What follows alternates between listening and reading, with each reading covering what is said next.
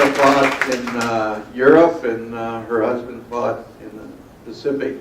A little background on the 139th. The reason they were sent to Europe was to get on-the-job training of taking care of battle casualties, because their main mission was to go to Japan prepare for the invasion of Japan.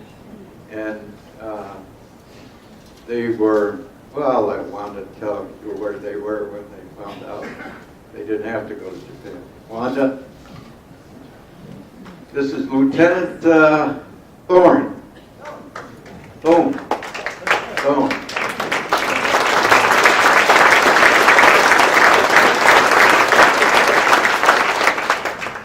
These are very difficult acts to follow. I cried very little when I was in the service. Nurses just have to get over that sort of thing. But something's happened to me since then. Thank you. That was beautiful stories. The 139th Evac Hospital was the last semi-mobile hospital to go to Europe. So as we got there, we kind of sat around and wondered what in the world we were good for. And and we took many classes, Dick. Your dad saw to that. School. Preparing us for Japan, and we didn't know it. Well, as we were meandering around, doing little or nothing except going to these classes, the local ladies. Oh, closer? Okay. If I hear the echo, it's okay, right? Right? Okay. Now I forgot where I was. Okay, all right. So the local ladies saw all of us 22-year-olds roaming around, not working, goodness knows. And pretty soon they started saying, they're camp followers. I think you can guess what they thought camp followers. Well, we were just desperate to do something. So when our boys were going into the camp, in the prisoners' camp in Ebensee, we were doing nothing. And we heard that there were 2 12-hour shifts of our enlisted boys taking care of the prisoners. So we went to our captain, Captain McClellan, who was a very kind nurse. And she said, I will do what I can. But General Patton, who was our general, are you still hearing me? Said, no woman in my army will ever step foot in that camp. Well, that really made us mad. Because nurses honestly can take an awful lot.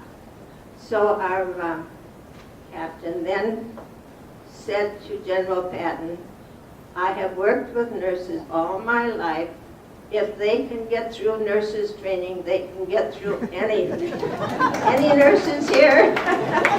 You probably know that. So she finally convinced General Patton that we could go into the prison camp. But he said, first of all, I insist that the nurses go through the barracks where the prisoners were. And he said, if they can take that, we'll see what we can do about getting them to work. So we went through there.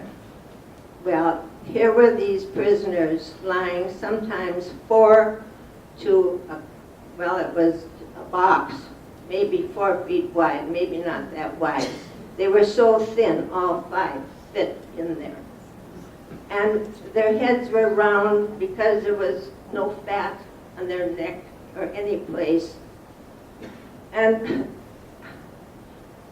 it certainly wasn't funny, but they sort of looked like little balloons with big black eyes staring at us over those boards. And as we went by, they looked at us, and pretty soon a voice came up. And I tried to get the correct pronunciation from a guy who knows German over here, but I didn't. this voice popped up and said, "Oh, the schöne roten Lippen," which my high school German could say were those beautiful red lips.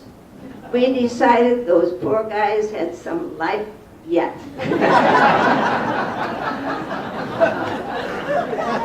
Well, we all passed the stress test of going through the camp. So then they got us working. And since there were so many prisoners, there wasn't room in what few buildings they had. So our CEO, our beloved Colonel Macdonald, found tents for us. Well, we were a tent hospital, but of course we didn't have enough for this many people, this many patients. But we finally got into our tents, and we each had 60 patients. We had cots, the kind you go camping on, and I was standing outside of my tent waiting for my 60 patients. Here come these poor guys who weighed all of 60 to 70 pounds, absolutely bare, and they had one purple ear. And there was a little boy running around there, and he could understand a lot of English. These children are quick learners. And I said, "What is this purple ear all about?" And he said, "That's because they have been deloused." I was glad to hear that. So I admitted them to our tent, and they were very happy to have those cots. We had no blankets. You see, we're equipped to take care of 400, and we had maybe a couple thousand. So our doctors would go out and scrounge the countryside for anything for these people to cover themselves with.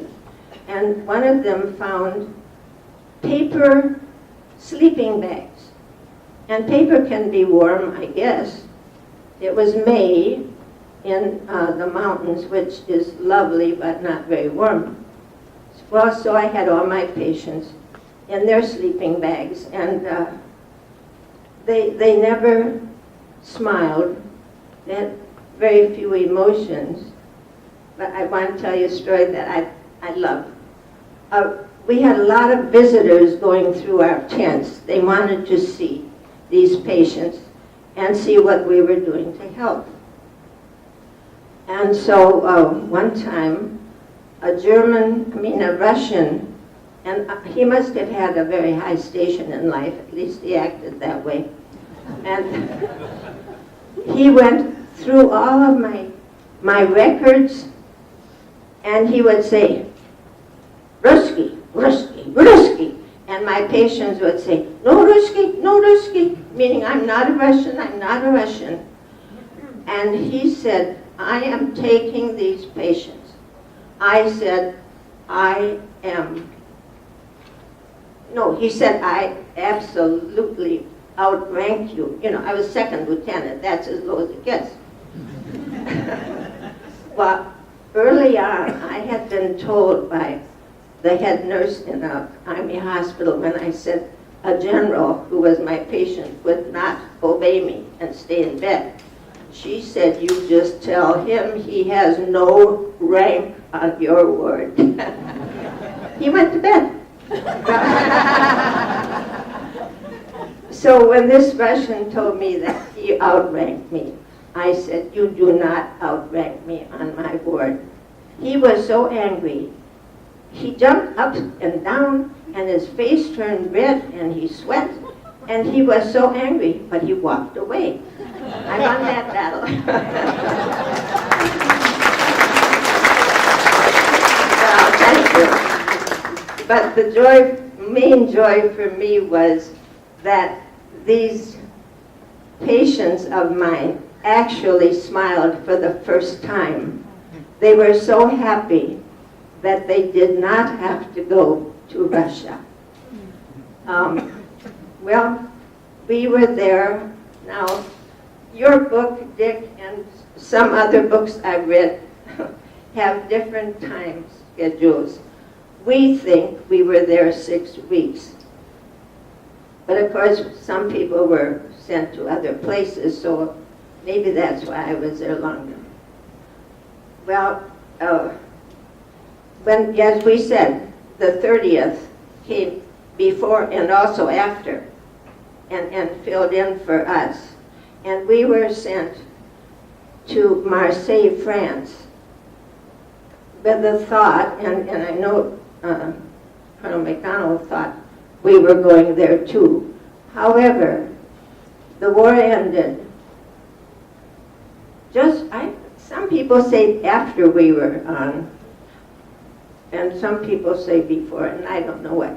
But anyway, we got on the ships and proceeded to the Rock of Gibraltar, which wasn't very far from Marseille. And the war had ended, and the ship turned north, back to Minnesota for me.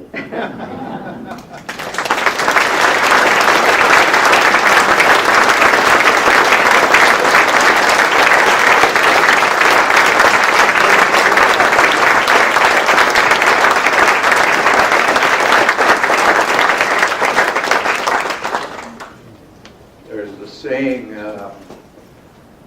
what's the difference between a nun and a nurse? A nurse bows down to two gods.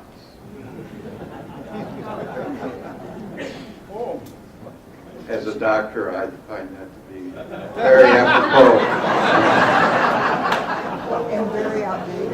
And when I tell it to other doctors, they get offended by it, but I think it's a great saying because it's so true. Wanda talked about rank. I was fortunate to be the chief of podiatry at West Point, and on sick call, the cadets would come in, and of course, occasionally the staff would come in. And I got chewed out one time because I called a cadet ahead of a colonel. And he said,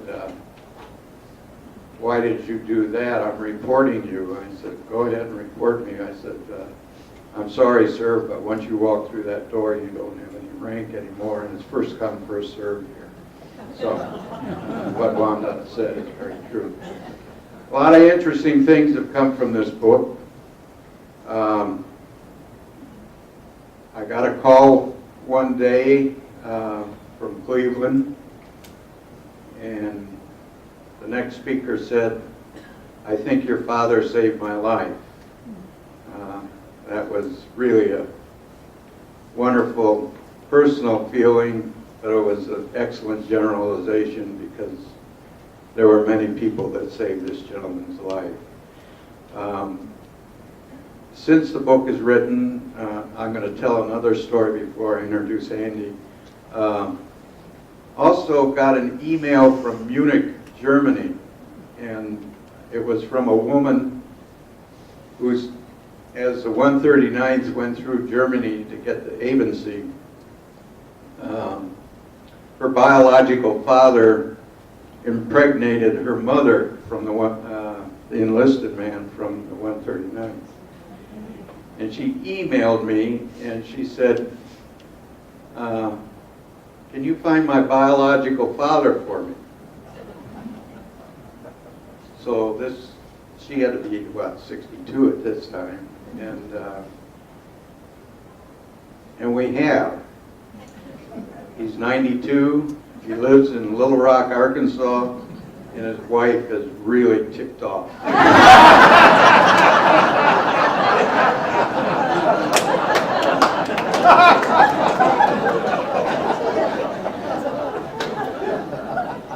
But Andy was very kind. The first person I ever found attached to the 139, anything I found on the internet, was my father's personnel clerk, Fred Kubley, who lives in Youngstown, Ohio.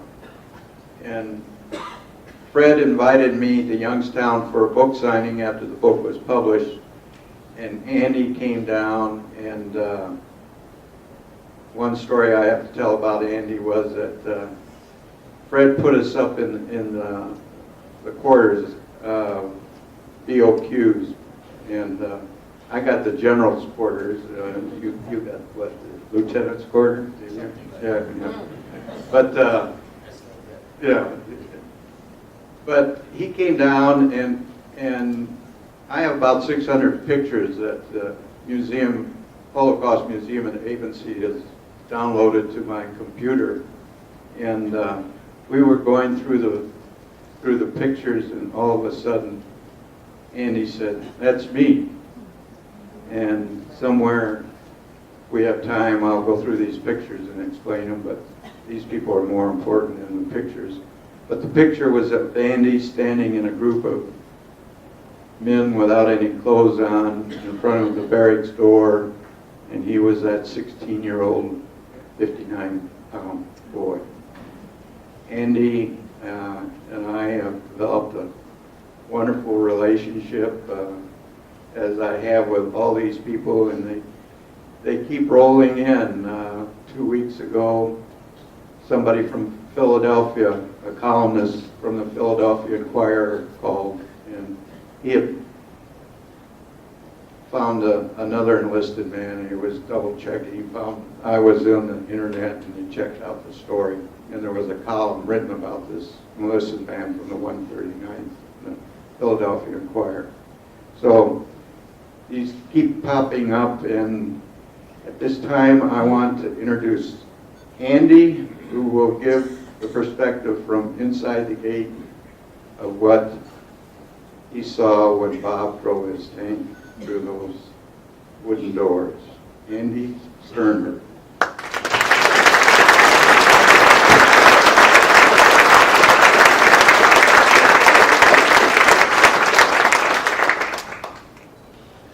Richard, thank you for the introductions.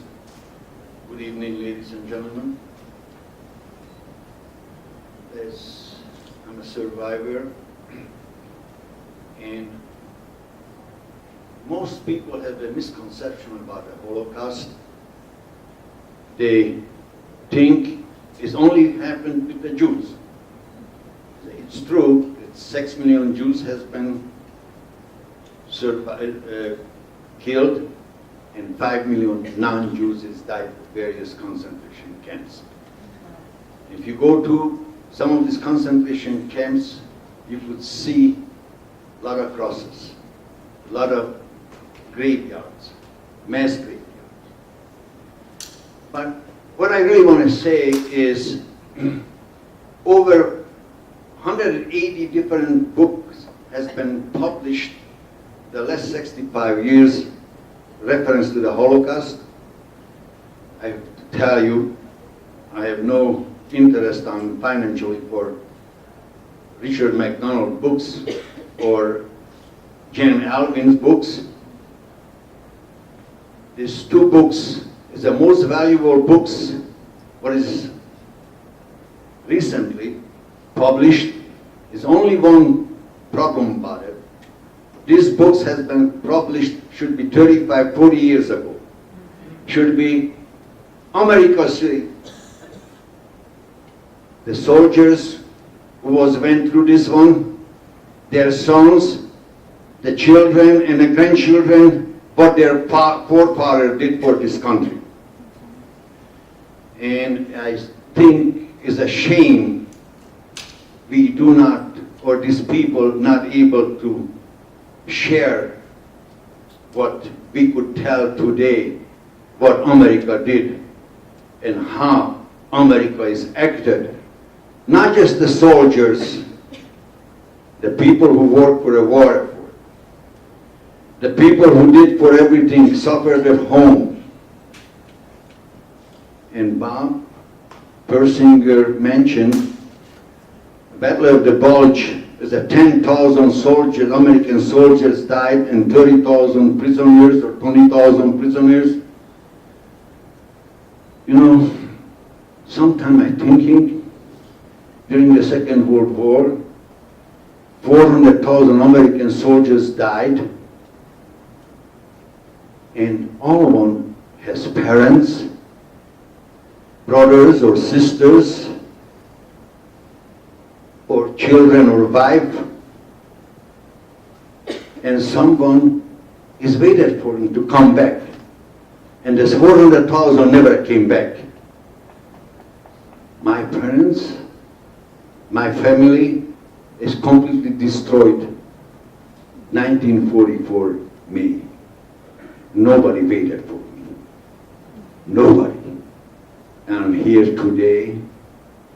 Sometimes I'm thinking, this life is so unjust, unfair. I was just a number, what I buried. That number don't mean anything. And, you know, you don't even have to account for that. Probably I'm not in that list.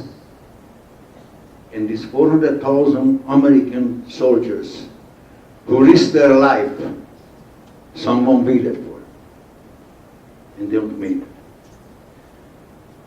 Many people asking me, because in the last 15 or 20 years I go back for it every year to these camps, not just Ebensee. I'm going Mauthausen, Melk. I even went one time to Auschwitz. I took my children to the camps. And friends is asking me, what are you doing? Why are you doing it? Why are you torturing yourself? My answer, I say, anybody died in your family? You could go to the cemetery and you could bring the flowers or a stone to remember your parents or brother or sister or your wife or your father or grandfather or your husband. When I'm going back, that is my cemetery. I give him a right to myself because those people is dead. Nobody could speak for them. I'm a spokesman for them, unelected spokesman for them. This is on my heart. And I made a self-commitment. Longest I live, and my health is going to be good, I will go back to this place to remembering. I still visualizing things in my mind. I feel, and I'm not telling anything new, I feel I have a photographic mind. And I remember when Bob Persinger came with a tank into Ebensee. Bob not even noticed that probably. I will tell you one thing, that tank what you see here, they kissed more by the men's and most girls ever going to be guessed in the life.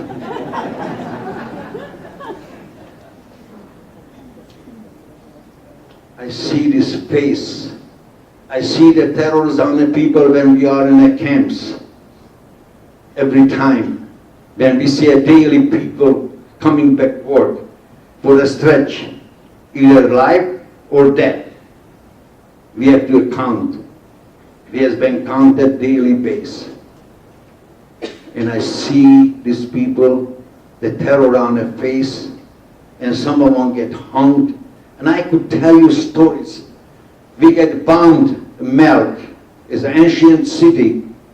1944, June 18th, by accidentally, the American, between 11:30 and noon, daytime, I happened to be working in a day shift. We work for 3 shifts, 9,000 prisoners. And it's during the air raid, over 300 people died and approximately 800 people injured. I have no way to knowing it exactly how many died after by the injury.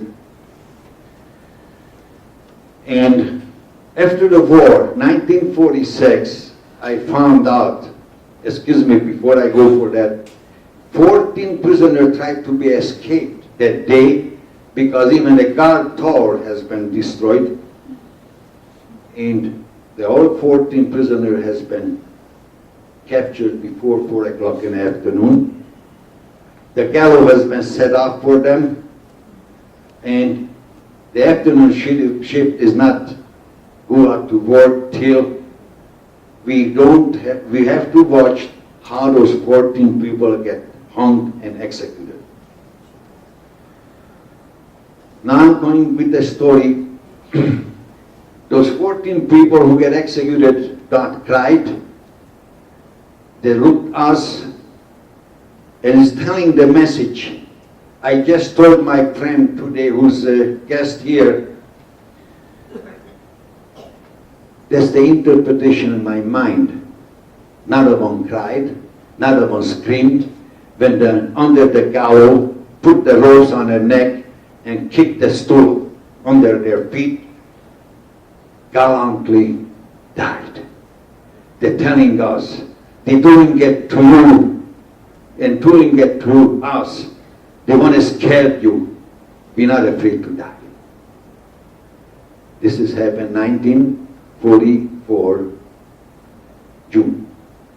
But 1946, there was a small advertising in a newspaper in Budapest.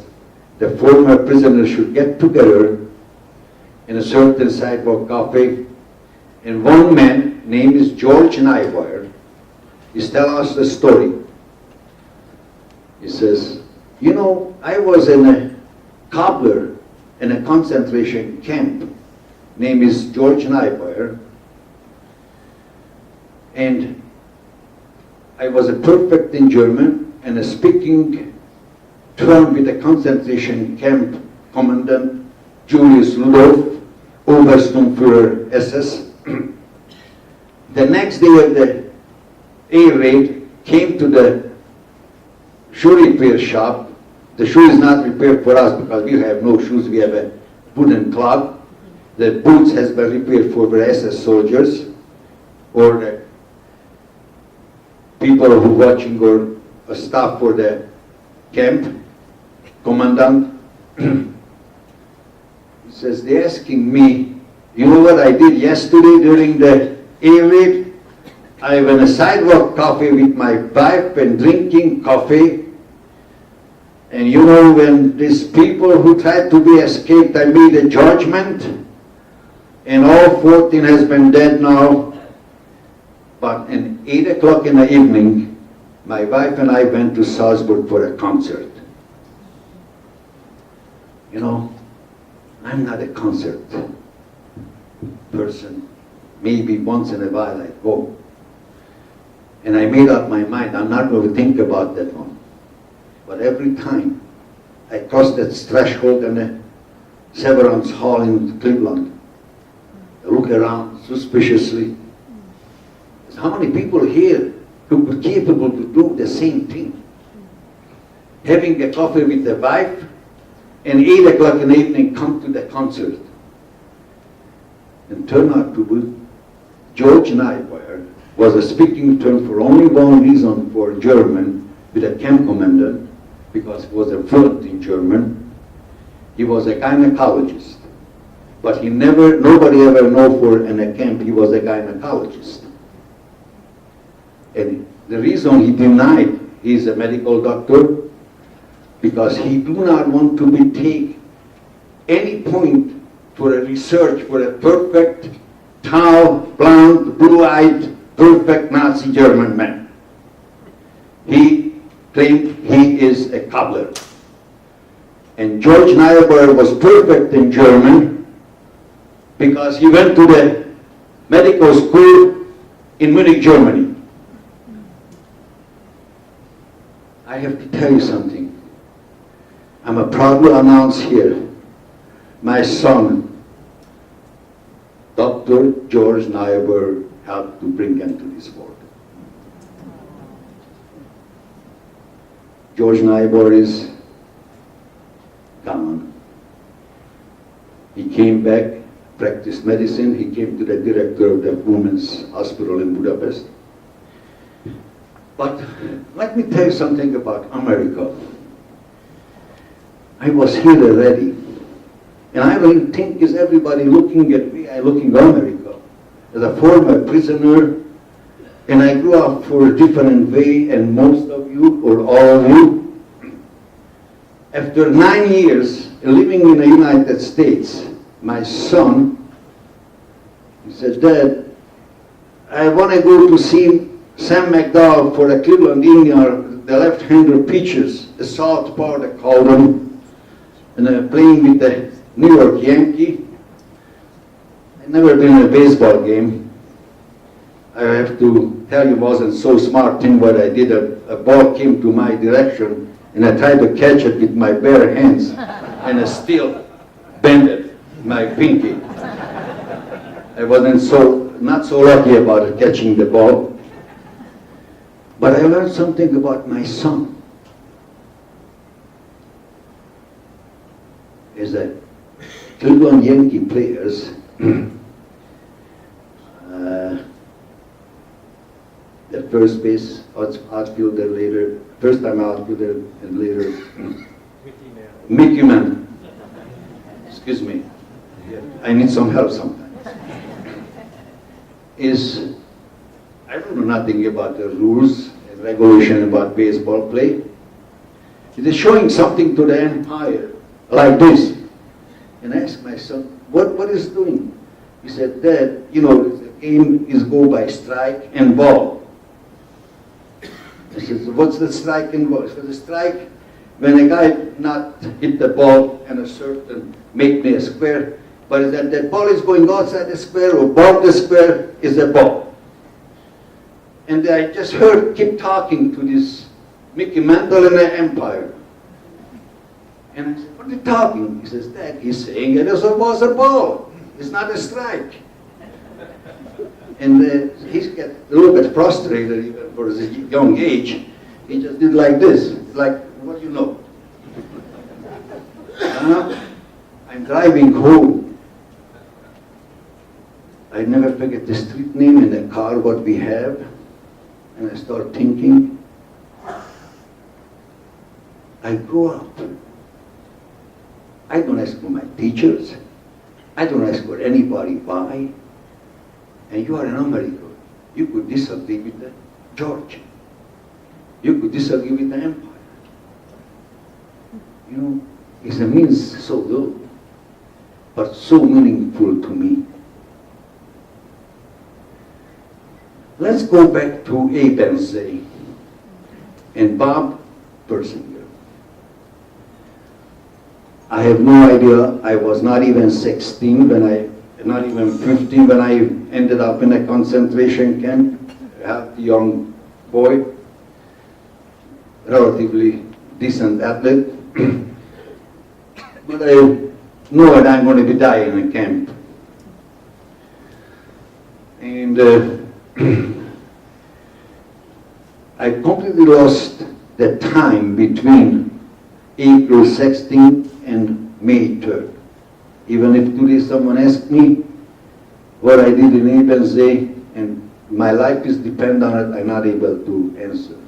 The later some medical doctors told me, well, you was such a short on nutrition and your brain start losing, concentrating memories. But some reason I'm still here. I don't know why. Because like I said before, nobody waited for me.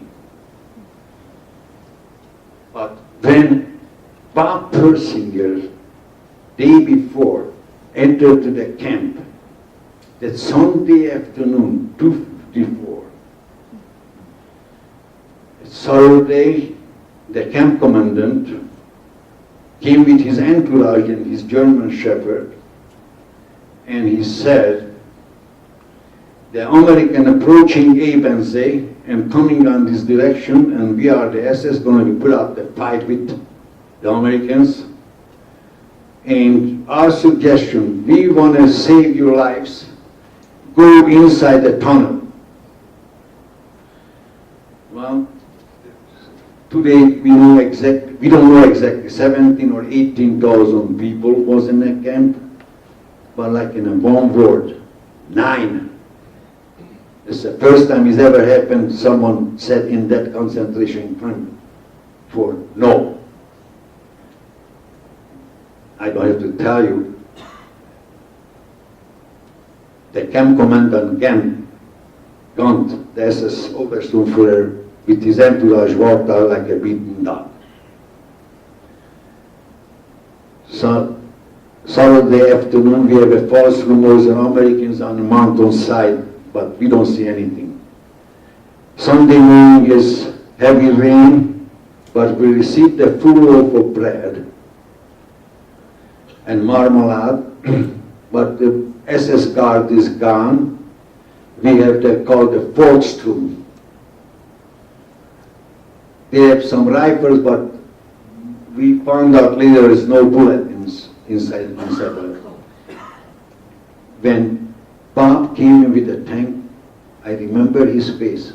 You know what? He still has this boy-looking face. With the tank, a helmet, people try to climb up. I discussed that with him today. So, you know, I'm scared because these people are weak, going to be fall down, going to get more hurt, in trouble. Bob, you are my hero. Not just Bob. The American military, what we did. And I only want to say, I want to thank you. The people whose parents or grandparents worked for a war effort, and the people who don't made it.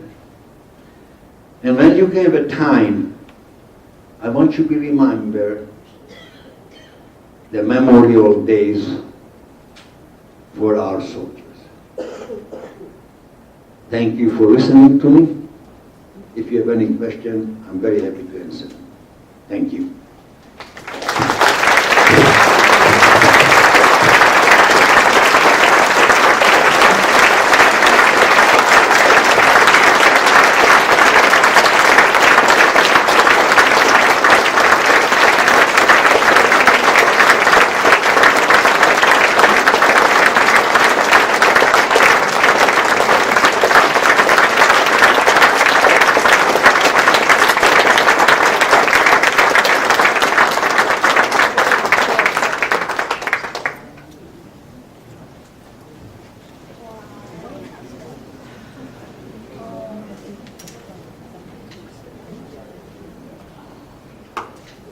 Does you have more to say? Maybe I should say something how difficult was my life. I'm here. You know, I'm no longer cold. I'm no longer hungry. I have plenty of clothes. Sometimes I think, I don't even know why I'm survived. Just like I said before, if I don't come back, nobody misses me. And Bob asking me what harsh for the inside the camp. Well,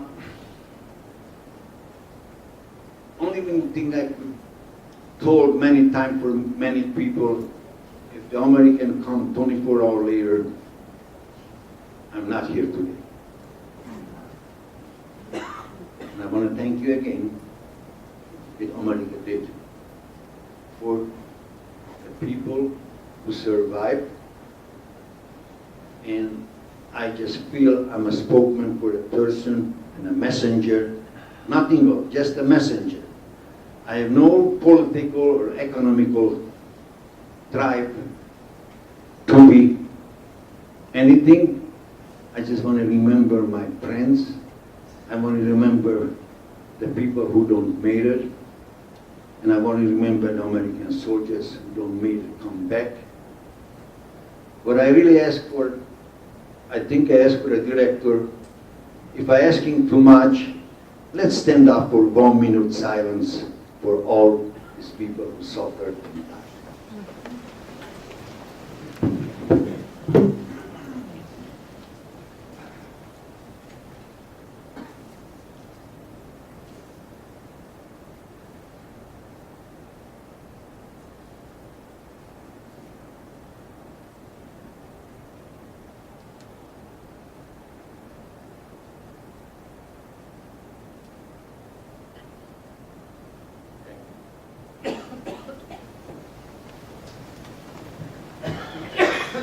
Any questions? Yes, sir. Would it be okay to recognize the American military people from World War II era that might be here in this audience? I'd like to be stand up for the people who were in the Second World War.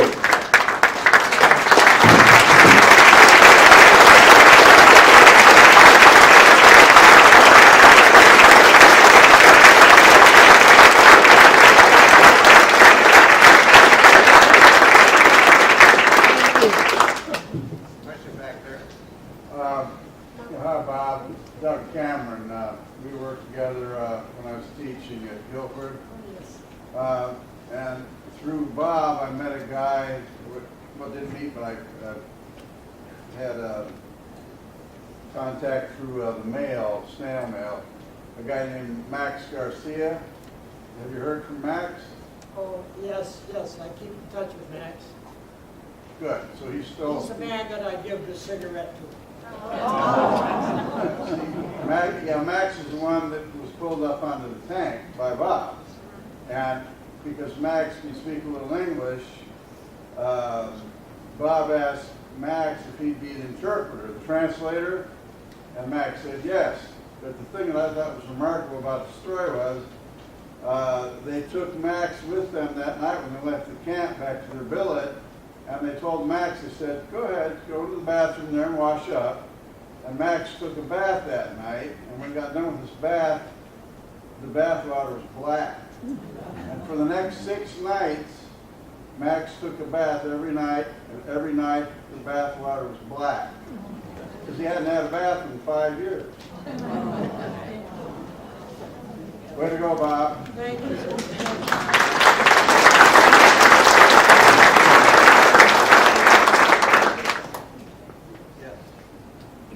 No family and being such a young man, what did you do after the war ended, or after you were set free? Well, it's a good question. It's not the first time happened. Someone asking the same question for me.